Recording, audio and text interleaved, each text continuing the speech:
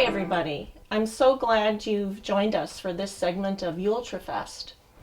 I'm very grateful to Giants for inviting me. My name is Carol Hagen. I'm from Decorah, and I'm here to share with you my new book, What's in the Rømmegrøt? I'm going to read it to you today and just share some comments at the end.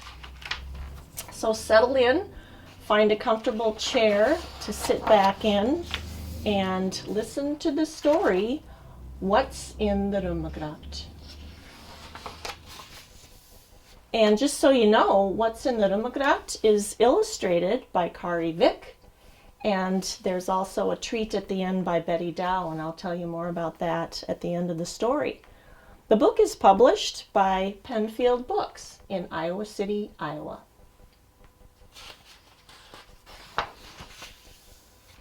I've dedicated the book to my children, Håkon and Hannah, and also to my son-in-law, Adam, and my two granddaughters, Cora and Maeve.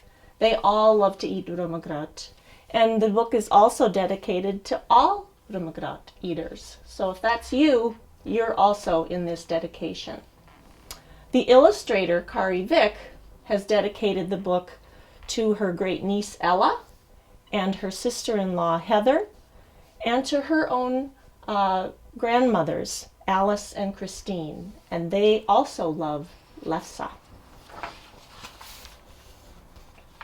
So the story begins. "Let's have rømmegrøt for breakfast," shouted Ella, bounding down the stairs one white, wintry morning at Grandma's house. "Good idea, Ella," replied Grandma. "What a perfect morning to warm up with rømmegrøt. And we can see that it's snowing outside." And she started rattling pans in the kitchen. And she got out milk, sugar, butter, flour, and salt to make the sweet, creamy porridge. Ella slid a stool over to the cupboard, grabbed 2 bowls, then climbed down and pulled 2 spoons from a drawer. Meanwhile, Grandma scalded milk on the stove and slowly melted butter in a pan. They added flour to the butter, poured in hot milk, shook in a dash of salt, tossed in a bit of sugar, then whisked it all together, Grandma's firm hand a swirl.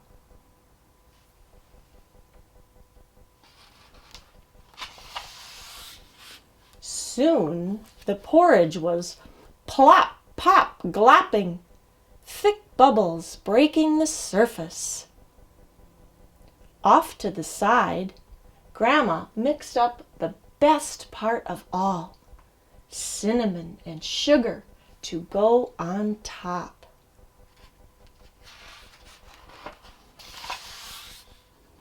Ella's mouth watered as she found her seat at the table, gripping her spoon in weight. Pan in hand, Grandma dished up 2 servings of thick rømmegrøt into the bowls. She sprinkled a generous amount of cinnamon sugar on top. A dollop of butter was the final touch. Ella couldn't wait. She scooped a big spoonful and gave it a taste. So did Grandma. "Ew!" they both cried. "Something's not right," exclaimed Grandma. "This tastes weird," Ella agreed. "What could be wrong?" The cat is feeling it too. Grandma leapt from her chair and sprang to the other side of the kitchen, her eyes roaming the counter. Resting her gaze on a small square jar, she sighed. Oofta! I must have put garlic in the rømmegrøt. Garlic in the rømmegrøt? Ella's eyes were wide. Why did you do that, Grandma? I made a mistake, Grandma admitted. The garlic powder jar looks just like the cinnamon jar. I must have grabbed it by mistake and mixed it with the sugar. I'm sorry, Ella. This tastes awful. Ella made her way to the stove and saw the pan of rømmegrøt still on top. She wondered, is there still some left? Grandma came beside her and peered into the pan. Why, yes, there is still some left. You didn't put the garlic on until it was in the bowls, Ella reminded her. So what's left should still be all right, shouldn't it, Grandma? You're right, Ella. This time we'll put real cinnamon and sugar on. And she found a different small square jar, opened it carefully, and sniffed. Just to make sure. Here, you smell, Ella. Does this smell like cinnamon? Ella stuck her nose into the jar and took a big sniff. Achoo! She sneezed. Yep, that's cinnamon, Grandma.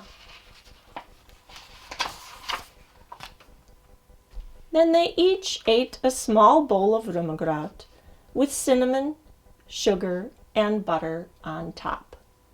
And they both felt warm, full, and happy. The end.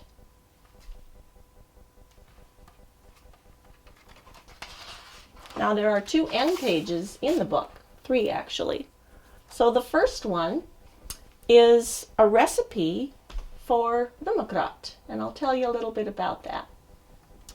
Rømmegrøt is a thick, simple porridge made by early Norwegian immigrants to the U.S., many settling in the upper Midwestern states, like Minnesota, Iowa, Wisconsin, North and South Dakota. The author, that's me, my great-grandparents immigrated to the U.S. from Norway in the late 1800s, and rømmegrøt was often made in my ancestors' homes and in my home growing up. I make rømmegrøt as a treat for my children. I did when they were growing up, and now I make it for my granddaughters, especially at Christmas. I also make it at Nordic Fest in Decorah. I use this recipe, which is a cityfied version, using milk and butter instead of cream or sour cream, which was used in Old Norway to make rømmegrøt. Here's the recipe, and make sure you use cinnamon and not garlic powder.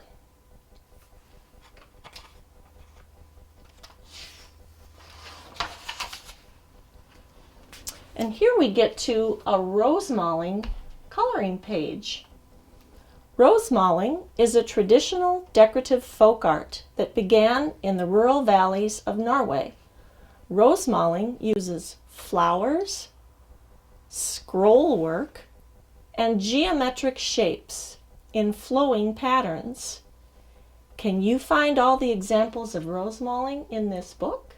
And if you look back in the story, you can find rosemaling on the pages and in the pictures. You can try your hand at rosemaling too. You may color the images on the next page or even make photocopies of the page to try different color combinations. This coloring page was designed by my friend Betty Dow, who lives in Harmony, Minnesota. Betty Dow is a wonderful rosemaler who has made many objects down through the years, everything from Christmas ornaments to wedding plates to great big trunks of rosemaling. She also teaches rosemaling, and I've had the honor of taking 2 different classes from Betty and have learned a lot about the art of rosemaling. She designed this page specifically for the book so that little hands could manage the different designs. She is the creator of a coloring book called Strokes of Love, which has more images like this on bigger pages or bigger designs on pages for people to color. If you're like me, you've discovered that coloring, whether you're 60 or 6, can be a very relaxing and calming activity. So I wanted to make sure to include something like that in the book. And here it is for your pleasure. On the last page is my picture. Yes, I'm wearing the same sweater. And the description is Carol Hagen lives in Decorah, Iowa, with her husband, Eddie Atwell, and cat, Savannah, in an old pink house where many food foibles have unfolded. And this is my first children's book. Kari Vick is the illustrator. Kari lives on the north shore of Lake Superior up in Lutsen, Minnesota. And she loves gardening as well as drawing and printmaking. She's affiliated with a gallery in Grand Marais called the Sievertson Gallery. And she enjoys gathering things from her garden along with her daughters, Chersti, Solvig, and her husband, Jim. And they also like to fish and spend a lot of time outdoors when Kari is not in her studio. Lastly, I'll show you the back of the book, which features our cat and Ufta. What's in the Rømmegrøt? Thank you so much for listening, for your attention. I know the book is available in the Giants gift shop. You can also email me if you'd like to order copies. You can email what'sintherømmegrøt@gmail.com. There's no punctuation in What's in the Rømmegrøt. It's just all together. Thank you so much, and have a wonderful Jultrefest and holiday season. Welcome to Making Rømmegrøt with Bill, Karen. And Chersti. Ingredients are butter, flour, sugar, and milk. So to start with, you want to heat your milk.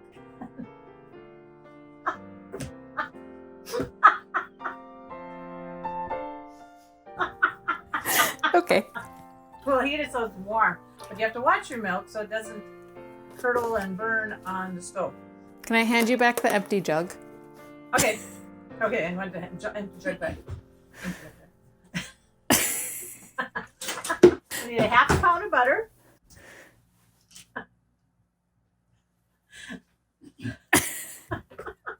This goes in which pot? Same pot as the milk or a different pot? We'll put this in a different pot. So I have two pots going, one for heating the milk and one for melting the butter. When the butter is melted, we will add 1 1/4 cups of flour. Shall I wait until it's melted? Yeah, probably. It's going to take a little bit. This is a very precarious setup that I have. We'll see how it goes.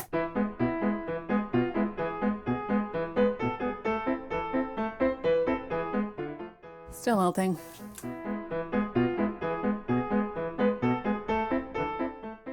It's almost melted.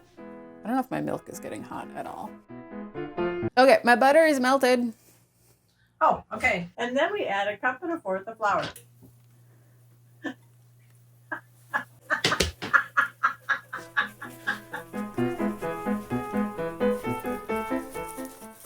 My butter is melted and my flour is in it and it's kind of starting to bubble. I'm ready for the next step, I think, right? So usually we cook it for a little while, though. I mean, cook it for a couple minutes.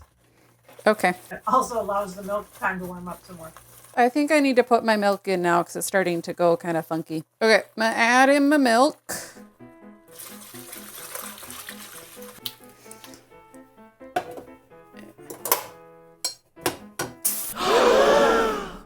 Oh, no.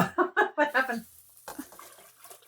I spilled milk all over a hot burner. You have to watch your milk so it doesn't curdle and burn on the stove. Yeah, I just have a smoking burner in the background now. Ugh.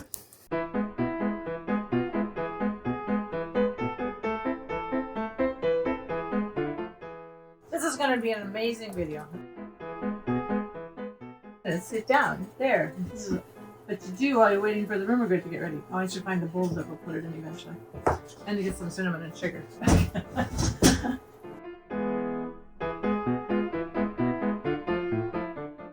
Mine's starting to thicken right now. What's your test for when are you ready for sugar? When it kind of bubbles, just like a bubble. A bubble. Okay, I'm not quite to bubbling, but it's thick. I mean, it doesn't even need to bubble, just like boom. Okay, it has come to a boil. Oh, yep, it's right about there. So now that the milk and flour and butter have come to a small boil, we're going to add a cup of sugar with a pinch of salt. There you go.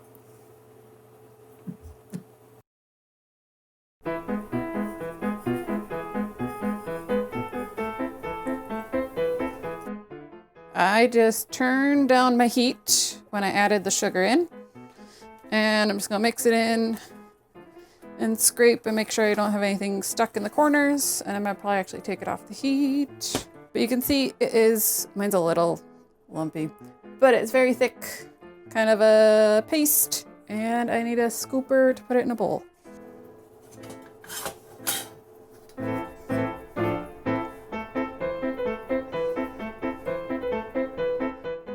Scooping some into a bowl, adding a little bit of a cinnamon sugar mix. Oh gosh. Just sprinkled on top. You can also add melted butter if you want a little bit more butter added in. But here you go, Mom. Woohoo! And now let's add a little cinnamon and sugar. Or you already added that, right? I put it on for you. Mmm. Cheers. Cheers. Skål. Cheers. Looks really hot. Mmm. Ooh, good stuff. Tune in tomorrow for another Yule Tree Fest adventure. Bye.